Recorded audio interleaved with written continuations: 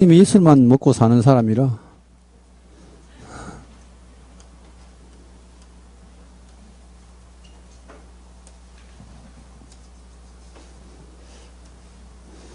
자, 그 다음 준부동산 보겠습니다. 이제 29페이지 보면 이번 단락에요.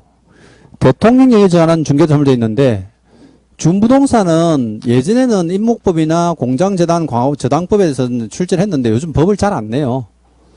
그럼 여러분들이 이제 여기서 중개대상물 문제에서 알아야 되는 부분만 체크하시면 돼. 어떤 게 있습니까? 하면요. 그럼 임목이란 뭘 임목이라 하느냐면요. 이제 등기된 수목이에요. 그럼 나무를 이제부터 소유권 보존 등기하면 뭐라 불러요? 임목이라 불러요. 근데 출제위원들이 가끔 이 용어를 잘 몰라가지고요. 등기된 임목이라고 출제할 수 있어요. 똑같은 말이에요. 원래 임목이라는 단어가요. 등기된 수목의 집단을 임목이라 하는 건데 이게 용어를 잘 몰라가지고 등기된 임목이라 한 번씩 내요. 그럼 그냥 같은 거라 생각하면 돼. 그럼 임목은 중개대상물이에요. 중개대상물. 근데 보세요. 토지나 건축물이 대한민국은 별개 부동산이죠. 그죠? 제가 방금 대한민국은 별개 부동산 했는데 그럼 다른 나라는? 유럽 가면요. 땅 사면 건물 따라와요. 건물 사면 땅이 무조건 따라와요. 하나의 부동산으로 돼 있어요. 하나의 부동산으로. 근데 대한민국은 따로따로 해요. 왜 따로따로일까? 일제시대 때문이죠. 일본이 그렇게 만든 거예요. 이게 대한민국의 법률이에요. 거의 90%는 일본의 영향을 받았어요. 어쩔 수가 없죠. 뭐 제가 부정하진 않습니다. 근데 일본도 그러면 토지나 건축물이 어때요? 별개 부동산이에요. 걔들의 제도를 한국에 접목을 시키다 보니까 그때부터 지금까지 그렇게 내려온 거예요. 그럼 보세요. 토지나 건축물을 별개 부동산으로 보는 이유는 등기를 따로 하기 때문이에요. 등기가 따로 돼 있단 말은 실제 소유권이 달라질 수가 있다는 뜻이고, 보세요. 방금 임목은 등기된 수목이랬죠. 그러면 토지와 임목은 하나의 부동산입니까? 별개 부동산입니까? 이제 별개 부동산 된 거야. 무슨 말 알죠? 그러면 땅을 팔면 나무가 따라가 안 따라가요? 안 따라가지. 아니, 땅 산다고 건물이 따라오지 않잖아요. 우리나라는. 근데 여기는 땅을 사도 임목이 따라오지 않습니다. 이 개념이 제일 중요한 거예요. 그래서 이제 거기 책에 보시면 자, 임목은 동그라미 1번에 의 챙겨 놓으시고요. 의. 그 다음에 30페이지 가서요. 자, 동그라미 3번 한번 보세요. 3번에 임목은 토지와 분리하여 양도하거나 저당권의 몫으로 할 수 있다 되어 있죠. 따라서 토지 소유권과 지상권 처분 효력은 임목에 미치지 아니하고 되어 있죠.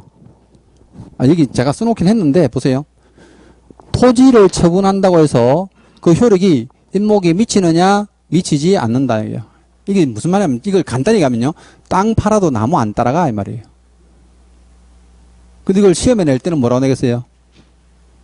미친다라고 내죠. 미치지 않는다 생각 어때요? 미친다라고 내요. 미친다 하면요. 임목 소유자가 미치죠. 시험은 간단해요. 그죠? 이게 임목에 대해서 시험에 나오면. 자, 그 다음 쌍갈로 2번하고 3번은 같은 법이라 하나만 보시면 돼. 자, 공장재단, 광업재단인데 보세요. 재단이 무슨 말이에요? 재산을 모은 집단이죠. 그럼 한번 물어볼게. 이 민법 시간에 나오는 개념들이 하도 많아요. 사단이 뭐예요? 네. 사원의 집단 줄임말이 사단이에요. 재단은 재산의 집단이죠. 그러면 공장재단, 광업재단이라는 것은요. 공장을 운영하시는 분이 자기 기업의 일부 또는 전부의 재산을 어때요? 다 모아서 등기하는 거야. 그걸 뭐라고 그래요? 공장재단. 그러면 광산업을 하시는 분이 자기가 지금 토지도 있고 건물도 있고 다 할 거 아니에요. 기계 장비도 있는데 그런 재산적인 가치가 있는 것들을 전부 다 모아서 재단을 만들어서 등기하면 뭐가 돼요? 광업재단이라고 그래요. 뭐 재단에 관한 개념은 안 나오는데 이래 보세요. 그러면 재단 전체가 하나의 부동산으로 등기가 돼요. 왜 이 사람은 재단을 만들어서 등기했을까요? 세금은 이제 세법상한테 여쭤보시면 되고, 예. 돈을 빌리기 위해서예요. 보세요. 우리가 토지나 건축물들은요, 당연히 부동산이니까 저당권 순자가 돈을 빌릴 수 있죠. 근데 광업권이나 공업 소유권이나 이거 무채자산권이죠. 거기다가 기계 장비들은 동산이죠. 이런 걸 은행에서 담보물로 제공할 수가 없잖아요. 근데 이게 가치가 더 많을 수도 있거든. 근데 그런 것들을 전부 모아서 재단의 이름으로 등기하면 전체를 하나의 부동산으로 봐줘요. 그럼 한 개의 부동산으로 가치가 어마어마하게 높으니까 어때요? 돈을 많이 빌릴 수 있어요. 그래서 이 재단의 이름이 뭐냐면요, 공장 및 광업재단 저당법이에요. 저당법. 그럼 재단 만드는 목적이 뭐예요? 저당권 설정하려고 만드는 거예요. 저당권 설정하려고. 그럼 저당권을 설정할 목적이 아니면 아예 재단을 만들지 말아 돼 있어요. 그래서 거기 지금 공장재단은 뭐 시험에 나오는 거 아닌데 재단의 등기 효과, 동그라미 2번 한번 보세요. 재단 등기 효과에서 공장재단은 공장재단 등기부의 소유권 보존 등기함으로써 설정하며 공장재단의 소유권 보존 등기 효력은 소유권 보존 등기를 한 날부터 10개월 내에 저당권 설정 등기를 하지 않으면 상실된다 돼 있죠. 그럼 소유권 재단을 등기했어. 등기해서 무조건 돈을 빌려야 돼. 그럼 10개월 동안 돈을 안 빌리고 가만히 있잖아요. 그럼 재단이 자동 해체돼 버려요. 요거는 개념상 표현이고 시험에 나오는 게 아니라 개념상 표현인데, 그러면 여기서 시험에 나오는 거 뭐냐면 동그라미 3번이에요. 3번. 공장재단의 구성물. 그럼 보세요. 방금 제가 재단은 전체가 하나의 부동산이었죠. 그럼 재단 전체가 하나의 부동산이니까 어때요? 기업재산으로 소유권과 저당권의 목적이 돼. 그럼 한 개의 부동산이 소유권과 저당권의 목적에 되면 재단 전체를 가지고 움직여야 되죠. 방금 봐봐. 토지나 이제 토지도 소유권과 저당권을 두는 한 필 단위로 했잖아. 한 필지 단위로. 분리해서 처분이 안 된다 했잖아요. 그럼 이것도 재단 자체가 하나의 부동산으로 소유권 저당권 설정되면 분리 처분이 안 되는 거예요. 그럼 재단 등기 해놓고 그 안에 있는 토지나 건물을 몰래 하나씩 빼먹어. 그럼 저당권 설정을 은행은 미쳐버리죠. 그래서 여기서는 가장 중요한 이제 개념이 뭐냐면요. 동아리 3번 보세요.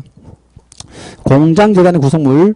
공장재단의 구성물은 공장재단과 분리하여 양도하거나 소유권 외의 권리, 압류, 가압류 또는 가처 목적을 하지 못한다. 그럼 분리해서는요, 강제 집행도 안 돼, 이거는.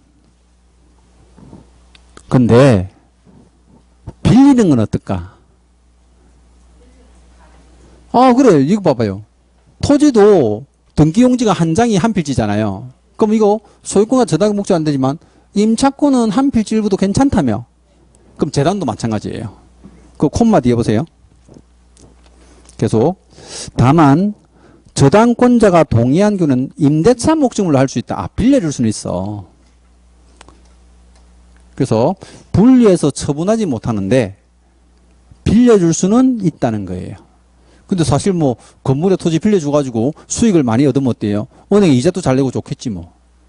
근데 완전히 따로 처분하지는 못합니다. 자, 요게 이제 중개대상물인데, 실제 우리 교재가 조금 이제, 약한 게 뭐냐면요. 우리 시험에 나올 게 없어요. 그럼 중개대상물의 정의는 잘 봤는데, 시험에 어떻게 나오느냐 이제 지금부터 구분할 거예요. 잘 보세요. 자, 우리는 부동산이라 해야 돼.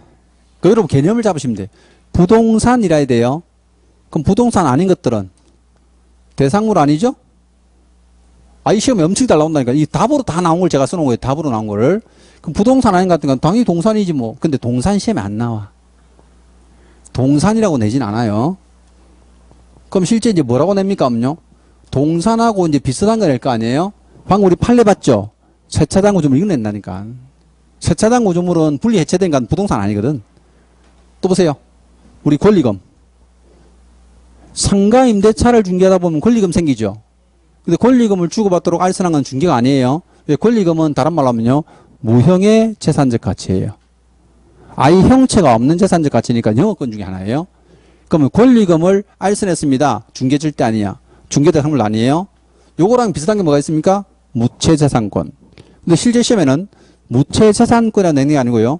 특허권, 영업권, 실용신앙권, 저작권 이런 거 나온다고요. 그런 것들이 부동산에 관한 권리입니까? 아예 아니죠. 근데 특허권이나 뭐 실용신앙권, 저작권 이런 거 알선하는 사람 있습니까? 있잖아. 그 자격증 우리 거보다 좀 더 어려운 자격증 있어. 뭘까? 변리사. 그 사람들이 다 하잖아요.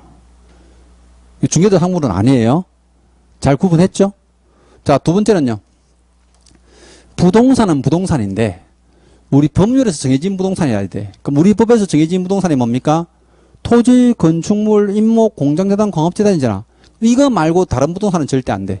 그게 여러분 알고 있는 개론상 부동산이에요. 개론. 보세요. 어업재단, 항만송사업재단, 항공기, 20톤 선박, 건설기계 전부 부동산 맞죠? 준부동산이잖아.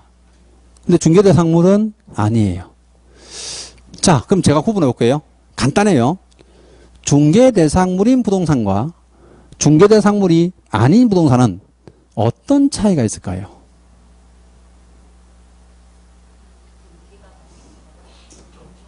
얘들도 등기 다 돼 있잖아.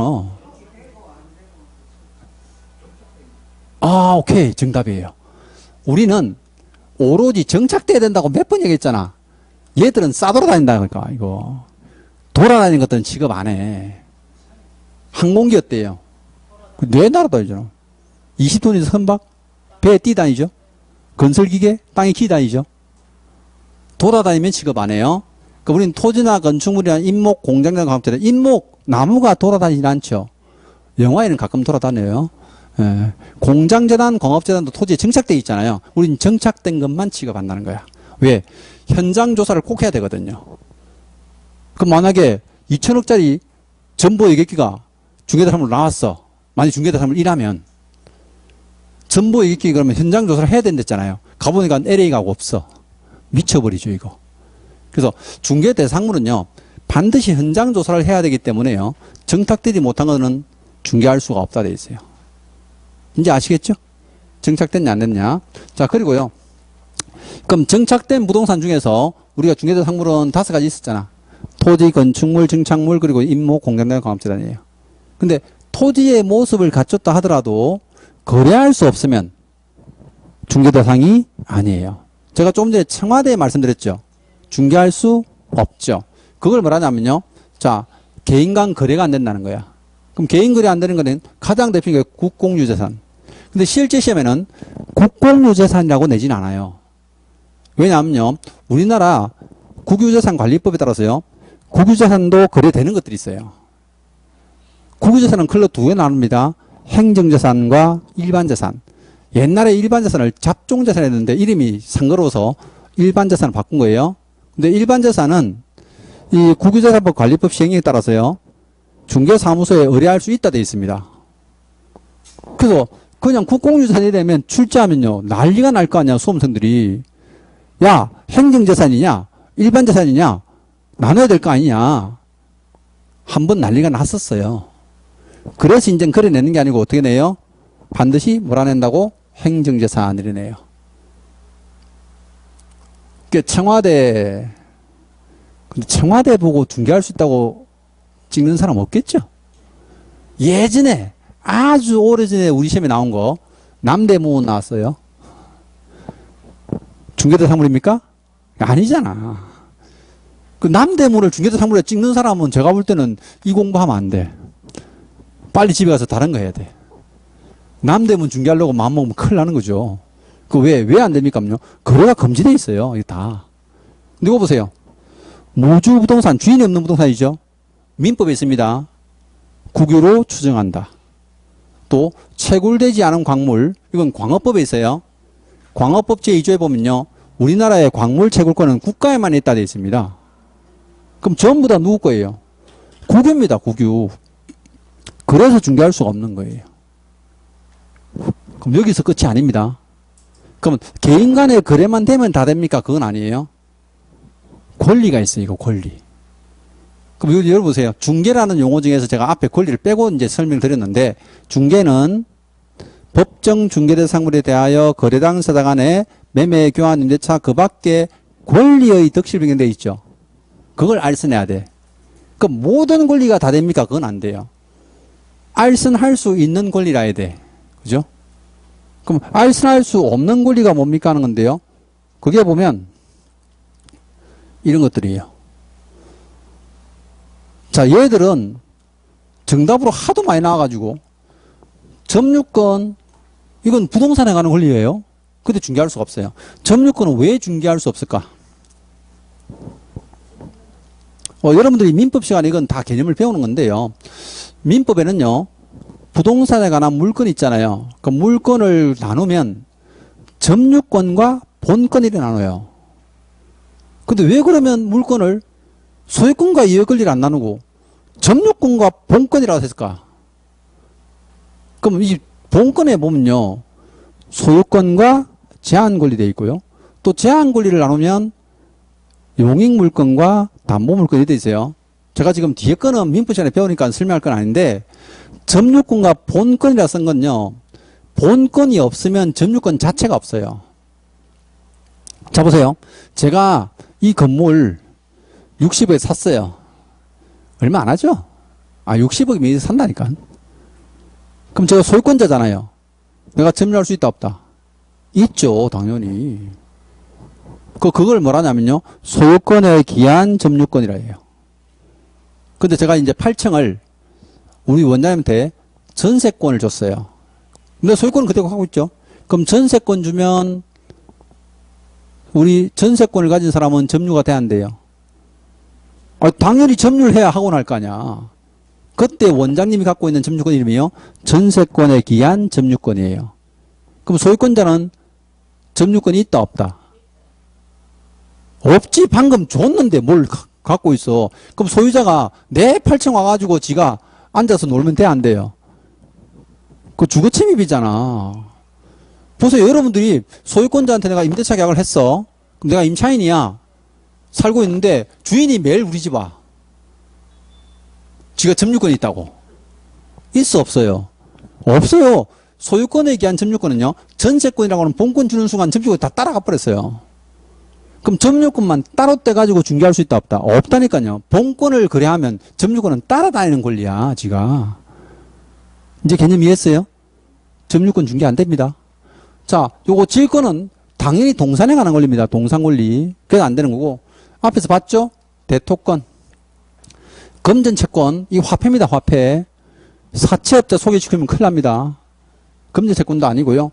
분묘기지권이라는 것은 뭐냐면요, 아버지 묘지를 제사 지낼 수 있는 권리예요. 땅이 아니고. 그러면 아버지의 묘지에 가서 제사 지내는 권리를 남한테 팔아먹어. 그 땡땡 자식이라죠. 그 팔 수가 없어요. 제사는 지가 지내야지. 그걸 남한테 팔고 지내? 그 말이 안 되는 거죠. 권리 안 되고. 방금 보세요. 무채상권 앞에 있었죠. 얘는 동산도 아니고 부동산도 아니에요. 또 거래가 되는 것도 아니에요. 그 중개할 수가 없어요. 그럼 중개할 수 있는 권리에 뭐가 있습니까? 하면요, 마지막인데 이제 그 권리에는 이런 것들이 있어요. 이제 실제 이제 여러분 시험에 이거 다 나오는 게 아니고 가장 중요한 권리가 이 저당권이에요. 그럼 은행에 저당권 설정할 때 우리가 중개됩니까? 하면 돼요. 또 유치권은 민법 시간에 보면요, 법정 담보 물건이라 처음에 설정될 때는 중개할 수 없어요. 근데 제3자한테 어때요? 이전할 때는 가능해요. 이전할 때. 그럼 요 단어가 꼭 따라다녀야 돼. 그럼 선생님, 유치권이 뭔지, 법정상권이 뭔지, 가등기 담보권이 뭔지 모르겠는데 민법 시간에 배워요. 제가 이거 물권법을 하고 있을 수가 없어요. 이거 하면 한 이틀 걸려요.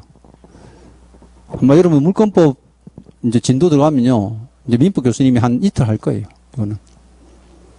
근데 그거 하고 나면 금방 터득해요. 이게 물권법을 한번 배운 사람들은 제가 이거 설명할 필요도 없어. 저거 당연히 그래 안 되지. 제가 어느 정도 다 알거든요. 근데 보세요. 저당권은 설정도 가능하지만 제3자에게 양도할 수 있죠. 민법 시간에 양도 가능하다 다 배우거든. 그럼 양도할 수 있다는 것은 거래할 수 있다는 얘기잖아요. 그럼 거래할 수 있으면 어때요? 중개대상물이 되는 거예요. 자, 중개대상물 이래 보시면 돼. 그럼 중개대상물은 시험에 나오면 어때요? 요게 이쪽에 있는 게 다 정답이에요. 제가 이때까지 10년 동안에 정답으로 나온 거 여기 다 써준 거야. 근데 한 번만 나온 게 아니고 몇 번씩 출제했어요.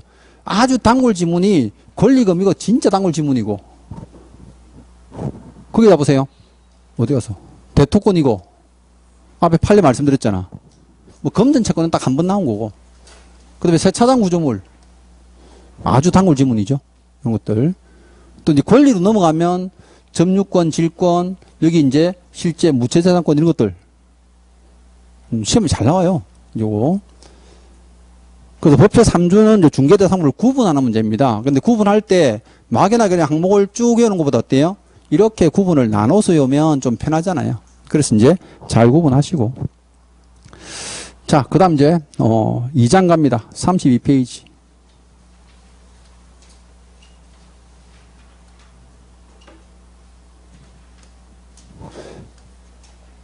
자, 2장은 공사 자격제도 되어 있죠. 공사 자격제도는요, 한 문제 나옵니다. 2장 전체가 한 문제 수준인데, 여기는 두 가지가 있어요.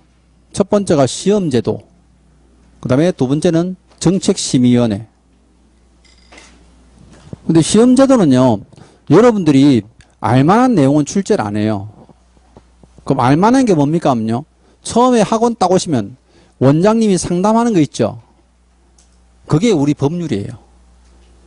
1차 2과목, 2차 3과목입니다. 1차, 2차 전부 다 객관식으로 나옵니다. 과락 40점, 평균 60점. 그게 법률 조문에 다 있는 말이에요.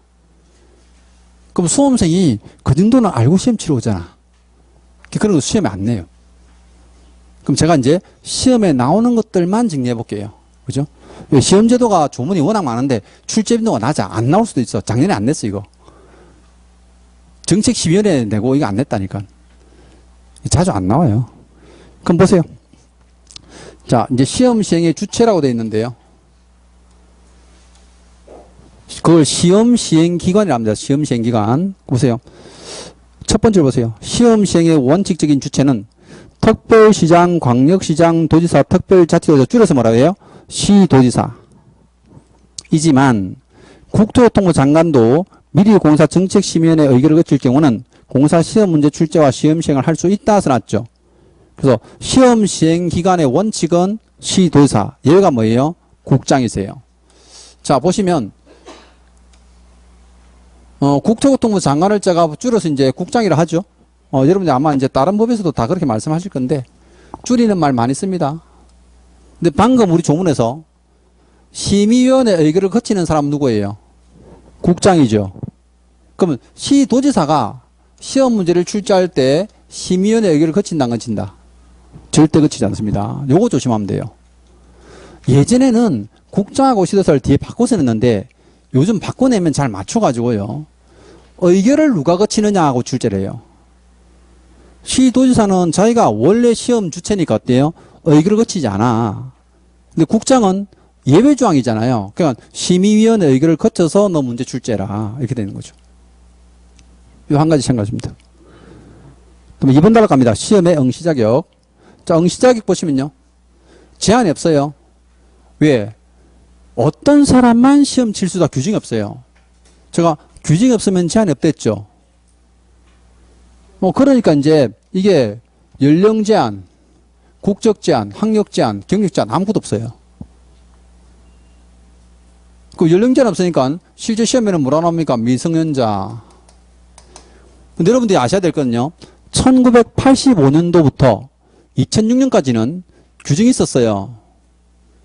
미성년자 시험을 못 쳤어요. 왜? 그때 규정이에요. 대한민국에 만 20세 이상만 응시 가능하다 이래 돼 있었어요. 외국인도 어때요? 아무도 시험 못 쳤어요. 근데 지금은 그걸 폐지시켰거든요. 그럼 폐지시키니까 자, 미성년자도 응시할 수 있고 누구도요? 외국인도 응시할 수 있고 누구나 응시할 수 있다는 거죠. 그죠? 우리는 학력 제한도 없어요. 근데 여러분 혹시 국가기능시험이나 국가기술시험에요. 학력을 제한하는 시험이 꽤 많습니다. 저도 안경을 지금 거의 40년째 끼고 있는데, 예. 실제 안경점 하는 사람 있잖아요. 그 사람들 자격증 있다, 없다? 있어요. 안경사 자격증 있어요. 그럼 내가 지금 공부를 많이 해가지고 안경사 시험 칠 수 있다, 없다? 없어요. 안경사 시험을 치려면 무조건 대학교를 나와야 돼요. 안경공학과를 나와야 돼. 그걸 졸업한 사람만 안경사 시험을 칠 수 있게 해줘요. 학력 제한이 있잖아요. 그게 안 된다니까. 근데 우리 있다 없다? 없어요. 무학자도 괜찮아요. 근데 무학자라고 시험 내지는 않는데 어쨌든 미성년자 외국인 잘 나오니까. 근데 유일하게 시험 못 치는 사람 딱 둘 있어요. 그럼 시험에 결격 사유라고 그러거든요. 결격. 딱 둘이 있는데 연수만 조심하면 돼. 그럼 첫 번째가요. 우리 자격증 갖고 있는 사람이 자격 취소당했죠. 그럼 자격증 없어졌잖아요. 그럼 또 시험 치가지고 따면 취소한 효과가 없잖아. 그래서 몇 년간, 3년간 시험 못 치게 해놨어요. 3년이 지나지 않은 자.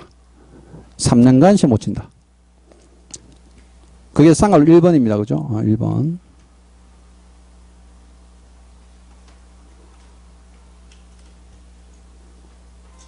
자, 그 다음 또 한 사람은요. 이건 뭐 나중에 뒤에 나올 건데. 시험에 부정한 행위한 사람 있어요.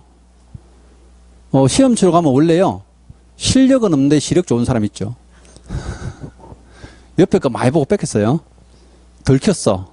그럼 몇 년간 시험 못 친다? 5년간. 근데 여러분 이거 5년짜리 안 해도 돼요. 재작년에 답으로 나오긴 했는데 안 해도 되는 게 여러분 수험표에 써놨어요. 여러분 왜 원서 내고 나면 수험표 주잖아요. 그럼 수험표 뒷면에 주의사항 해가지고요. 부정행위 하시면 5년간 시험 못 칩니다 써놨어요. 근데 그걸 정답으로 또 출제를 했어. 출제원들은 수험표에 뭐 써놨는지 몰라요. 그럼 수험표 꺼내놓고 시험 치면 부정행위다 아니다? 아니에요. 왜? 수험표는 정당하게 내가 받은 거잖아요. 근데 얘는 없거든? 얘는 없으니까 어때요? 3년 외워야지, 3년. 그럼 5년을 3년으로 잘낼까? 3년을 5년으로 잘낼까? 얘를 3년으로 잘내요. 왜? 5년짜리가 유일하게 얘 하나밖에 없거든. 나중에 뒤에 가면 3년짜리가 잔뜩 나와요. 그래서 이제 5년짜리를 3년 내니까 요것만 조심하면 돼. 요것만. 자, 그러면 33페이지 보면 이제 시험의 시행, 시험 과목, 공고 이런 거 나오는데 크게 중요한 거 아닙니다. 다 빼버리고요. 35페이지 가보세요. 합격 자율증. 100점 만점에 과락 40점 아시죠? 다 아는 거니까 넘어갑니다. 36페이지. 부정행위자에 대한 제재되어 있는데 요거예요. 쌍괄로 2번 책임입니다. 시험 응시 자격 정지. 부정행위자는 시험에 무효 처분 선날부터 5년간 써놨죠. 요거 응시 자격 정지한다. 시험 칠 수 없다는 거예요. 그 다음 4절 갑니다. 4절.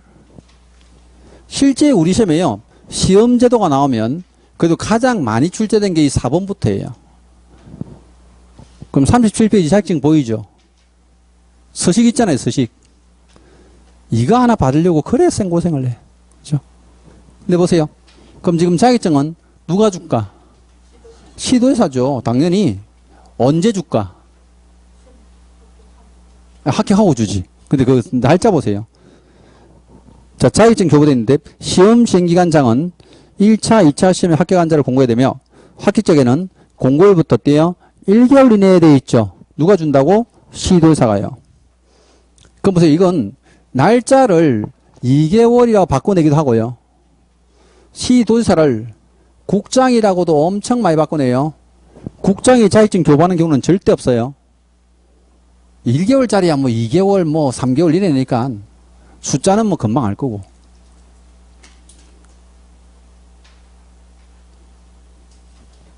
자, 근데 우리가 공공기관에서요 서류를 전달하잖아. 교부하면 장부에 적을까 안 적을까?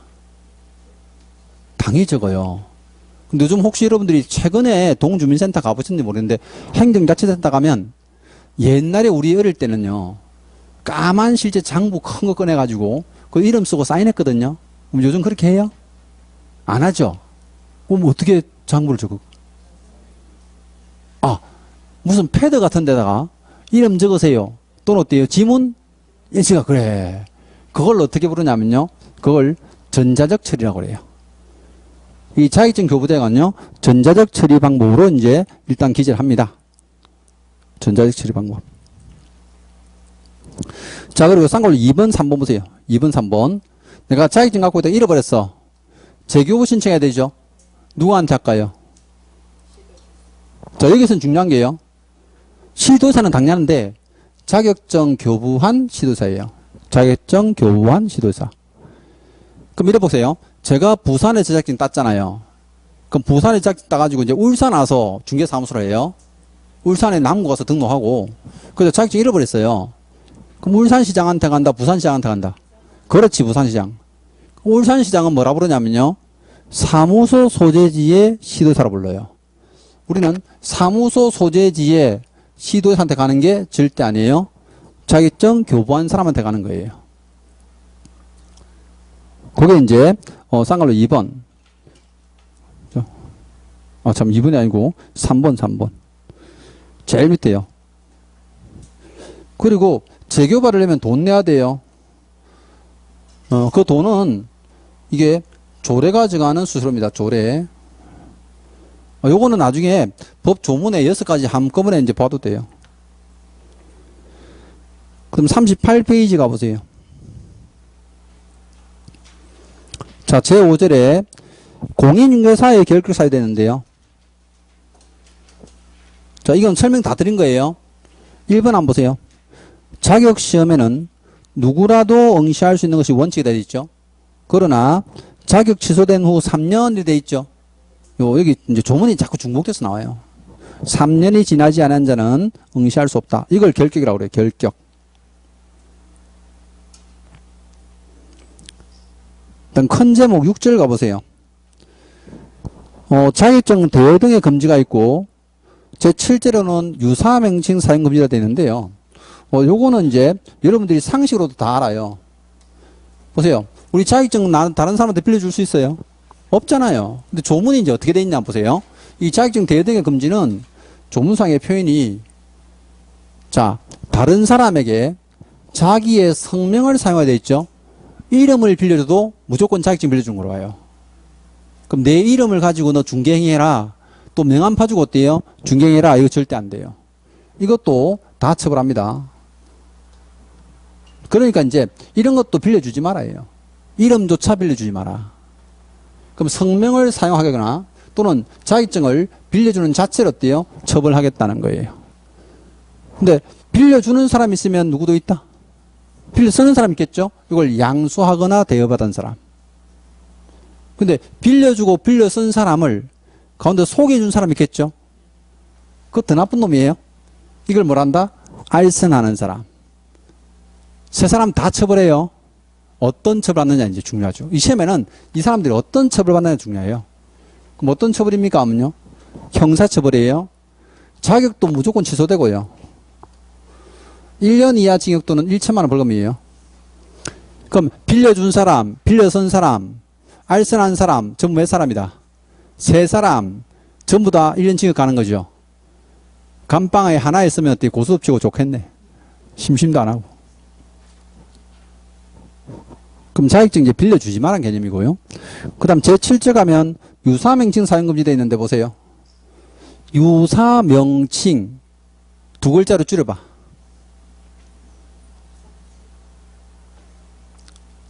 여러분이 엄청 많이 쓰는 용어예요. 사칭. 그 사칭이 원래요, 법 조문을 줄인 말이거든요. 유사명칭 사용하지 마라. 우리가 왜 이제 보이스피싱 같은 거 뭐 검찰 사칭 이런 말 하잖아요. 그 유사명칭의 줄인 말이거든요. 그러니까 유사명칭 사용 금지는 무슨 뜻이냐면 보세요. 공사 아닌 사람이잖아. 그럼 공사 아닌 사람은 자격증 없는 사람이죠. 그럼 자격증 있는 사람처럼 행세하는 거예요. 그럼 절대 사용하지 마라. 유사명칭 사용해서는 안 된다 돼 있어요.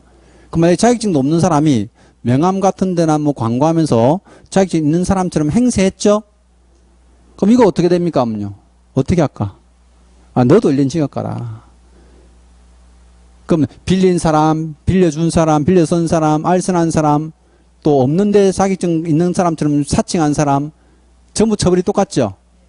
네 사람 모이면 어때요? 포카 치고 좋겠네. 감방에 앉아가지고. 근데 실제 우리 시험에서는 요 사람들은요, 전부 다 이 처벌이 나와요. 처벌조항. 거기 보면 제재에 써놨죠. 그걸 잘 기억하시면 돼요. 제재를. 자, 자격증 관리에 관한 부분은 이 부분이고요. 40페이지 가봅니다. 제8절요. 정책심의위원회인데, 사실 여러분들이 정책심의위원회는 조문이 얼마 안 돼요. 근데 이게 중요한지 시험에 잘 내요. 그래서 제가 한 방에 정리했어요. 표 가지고. 이것만 공부하면 돼요. 그럼 보세요. 거기 1번 단락에 심의위원회 구성이라 되어 있는데요. 심의위원회는 어디에 두느냐. 보세요. 제가 지금 제목을 이미 설치라고 되어 있잖아요. 그럼 반드시 설치를 해야 된다, 할 수 있다. 할 수 있다는 거지. 할 수 있다. 근데 어디에 두느냐 이거야. 국토교통부에 둡니다. 그래서 거기 1번에는 큰 제목 1번이에요. 공사 업무에 관한 사항, 일정한 사항을 심의하기 위해서 국토교통부에 돼 있죠. 이거 체크하면 되고요. 정책심의위원회를 두어야 한다니고 둘 수 있다 써놨잖아요. 근데 두 가지. 자, 그 다음 밑으로 가보세요. 이제 위원장이 있는데, 인원수가 있는데 몇 사람입니까? 하면요. 이게 7명에서 11명이에요. 거기 두 번째, 큰 제목의 두 번째 줄 바로 넘어가서요. 심의위원회는 위원장 1명을 포함해서 7명 이상 11명 이내 위원으로 구성한다 돼 있죠. 숫자니까 이거 워낙 바꿔서 이제 출자기가 좋으니까 자주 내요. 7명에서 11명. 자, 위원장은 누굽니까? 하면요. 이거는 뭐 답으로도 몇 번 나와서 국토교통부 제1차관이에요. 그럼 여러분 같으면 위원장 뭐라 낼까? 장관. 국토교통부 장관으로 한다 이래 낸다니까요. 국장 아니고 누구다? 제1차관. 그럼 차관은 어떤 사람이에요?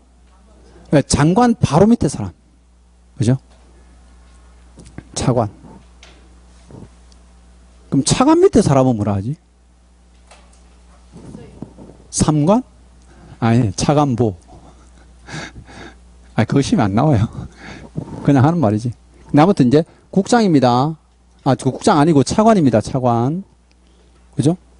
근데 이 심의위원회는요, 워낙 독특해요. 왜? 부위원장이 없어요. 여기 보니까 위원장 한 사람을 포함해야 돼 있잖아요. 좀 부위원장이 없다 보니까 요거 시험에 잘 나오는 게 뭐냐면요. 위원장이 부득이한 사유로 직무를 수행할 수 없죠? 해외 출장 갔단 말이야? 그때 누가 대행합니까? 하면요. 미리 지명한 위원이에요. 근데 미리 지명하는 위원이 실제 이제 하는데 부위원장이 실제 대행한다 이런 데니까 왜? 다른 위원들은 부위원장이 다 있거든.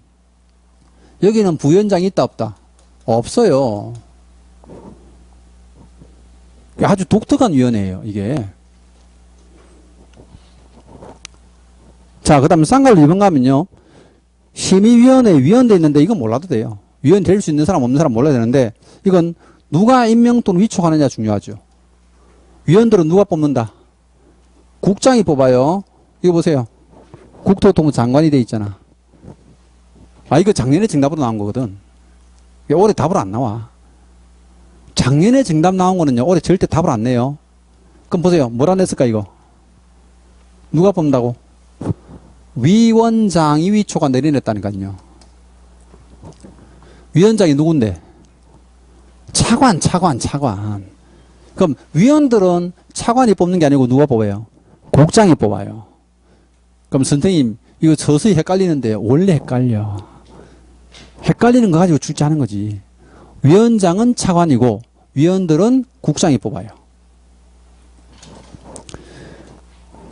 자, 그 다음에 이제 41페이지에 위원회 임기 나오는데 2년입니다. 이 숫자만 체크하시면 돼요. 2년. 위원들의 임기는 2년. 그럼 보세요. 여러분들이요. 위원회를 많이 배우거든요. 공시법 시간도 나중에 하면 축척변경위원회, 실제 지방지적위원회 막 나온단 말이에요. 근데 국회의원도 어때요? 위원이죠. 국회의원들 임기가 4년이죠. 근데 여러분들이 행정법상의 위원들은요. 다 2년이에요. 다 2년. 나중에 여러분들이요. 이건 다른 법률에서도 위원들 나오면 2년이라 카더라. 나중에 뒤에 가면 우리 또 운영위원회라고 하나 더 나오거든요. 거기도 임기가 몇 년이다? 2년 나오죠. 2년. 그 밑에 쌍괄호 4번에 심의위원회 간사라든지 2번 단락에 위원회 재척 기피 회피 보실 필요 없고요. 42페이지 가셔가지고 큰 제목 4번 갑니다. 심의위원회의 의결사항. 자, 심의위원회 의결사항 4가지가 있는데 무조건 외워야 됩니다.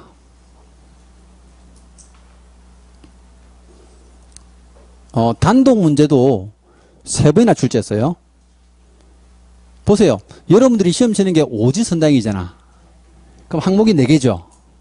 이게 문제 만들기가 좋거든. 그럼 보세요. 다음 중 심의위원회 심의 의결사항이 아닌 것은 내리잖아. 그럼 보세요. 1번, 2번, 3번, 4번 해놓고 5번 하나 추가하면 되잖아요. 그럼 아닌 거 하나 추가하면 답이 되니까. 그래서 항목이 4개 이상 들어있는 거는요. 무조건 출제를 했어요. 외워야 되겠죠? 여러분 지금 오늘 암기표 받았잖아요. 암기표에 보면 제가 암기하는 요령도 다 써놨어요. 제가 외우기 편하기 위해서 만들었지만 여러분들도 이렇게 외우면 좋겠다 해서 만들었는데 보세요. 이제 암기표에 보면 글자를 많이 따서 외웠어요. 자격을 육성하니 보수가 손해났다. 요 글자만 더 가면 돼. 여러분들은 조문을 다 외워서 맞춰요? 아니면 그 핵심 단어만 보면 맞춰요? 그렇지, 단어만 보면. 자격을 육성했더니 보수가 손해났어요. 근데 우리 시험 시행 기관이 누구랬어요? 시도지사를 했잖아. 그럼 심의위원회에서 이걸 취득하는 것들, 자격 취득하는 사항들을 전부 다 심의 의결을 한댔잖아. 그럼 시도사가 거부하면 문제가 생기죠. 그래서 이 조문이 있어요. 뭐가 있냐면요. 심의하는 사항 중에서 거기 자격 취득하는 사항이 있죠. 시험에 관한 사항들은 무조건 시도사는 뭐야? 따라야 된다 돼 있죠. 거기에 5번 단락이 있어요. 시도사에 대한 구속력 돼 있죠. 시도사를 구속한다는 게 아니고 제약을 하겠다는 거예요. 무조건 따라와라. 그래서 원래요. 정책심의위원회가 시도사보다 더 파워가 생겨보세요. 정책심의위원회에서 의결해가지고 야 올해 시험 치지 마라. 안 칠 수도 있어요. 법 조문이 이래 돼 있으니까. 그래서 한때 시험을 못 칠 뻔한 것이요. 2번이나 있었어요. 언제입니까 하면요. 코로나 때. 수능도 못 칠 뻔했잖아. 왜 집합 금지가 내려가지고. 근데 어쨌든 쳤어요. 근데 코로나 때는 시험장에 원래 이제 한 교실 안에요. 한 30명 들어가 시험 치거든요. 한 교실에. 책상에 한 30개 있으니까. 근데 코로나 때는 12명, 13명만 집어넣었어요. 왜 2m 이거 그리지 않도 가지고 시험 쳤거든. 근데 실제 우리가 시험을 안 친 때가 있습니다. 경련으로 4번 쳤어요. 심의위원회에서 치지 말아가지고요. 그래서 혹시 여러분들 보세요. 지금 우리가 1985년도부터 1회 시험 쳤거든요. 그럼 지금 2026년, 2026년이잖아요. 근데 올해 시험이 이제 몇 회예요? 37회잖아. 그럼 여기서부터 카운트 해봐요. 41회 돼야 되는데 37회죠. 그럼 중간에 빼먹었다는 얘기잖아. 그게 6회, 7회, 8회, 9회는요, 2년마다 한 번 쉬었어요. 그거 한 번 떨어지면 4년이야. 그때는 시험 한 번 떨어지면 4년이에요. 그때 6회, 7회, 8회, 9회 때 합격한 사람들이 자부심이 엄청나요. 그 사람들은. 왜? 4년 공부했거든. 대학 졸업하듯이 공부했다니까요. 그래서 경련으로 친 이유가 뭐냐면요. 이걸 정책심의에서 의결을 하면 안 칠 수도 있다는 거예요. 자, 이제 교육제도 들어가기 전에요. 시험제도랑 정책심의는 이런 것들을 묶어서 하면 되네요. 한 문제. 기억했죠? 자, 여기까지 이제 진도가고요. 이제 조금 이따 이제 점심 하시고, 저하고는 지금 1시 벌써 10분 넘었네요. 그럼 저하고 이제 2시 10분 정도 보시면 되겠죠. 1시간 식사하시고. 자, 저는 오후에 뵙겠습니다. 수고했습니다.